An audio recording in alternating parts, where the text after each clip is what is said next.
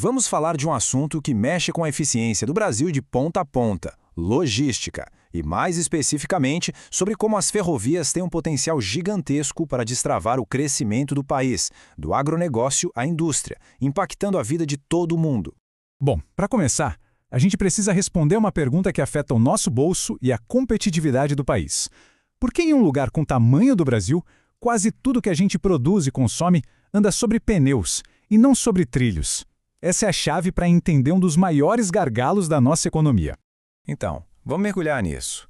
Para sacar o tamanho do problema, o primeiro passo é olhar para o desequilíbrio do nosso sistema de transporte. O diagnóstico é bem direto. O Brasil apostou quase todas as fichas no asfalto. É como se a gente tivesse colocado todos os ovos na mesma cesta. E essa escolha, feita lá atrás, hoje cobra um preço alto em custos, em poluição, em acidentes e principalmente em perda de eficiência. E olha só esse gráfico, ele mostra perfeitamente o tamanho desse desequilíbrio.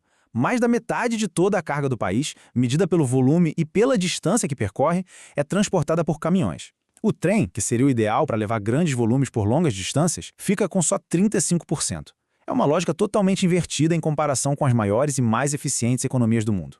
Mas como é que a gente chegou nesse ponto? Essa dependência toda não foi por acaso, né? Foi o resultado de uma série de decisões políticas e econômicas ao longo de muitas décadas. Vamos entender como essa escolha foi feita. Essa linha do tempo conta a história toda. O Brasil até que começou bem nos trilhos, lá em 1854, com a primeira ferrovia para escoar o café. No final do século XIX, a expansão estava a todo vapor. Só que, a partir dos anos 20, o foco começou a mudar. E nos anos 50, a estrada virou a grande protagonista. E essa frase aqui, ela praticamente resume tudo. Governar é abrir estradas. Esse era o lema do presidente Washington Luiz, uma frase que carimbou o início do fim da prioridade para os trens e deu início a uma mentalidade totalmente focada no asfalto. E aí, para fechar a conta, veio Juscelino Kubitschek com aquele plano ambicioso de 50 anos em 5, a pressa para industrializar o Brasil, junto com a chegada da indústria de automóveis, selou o destino.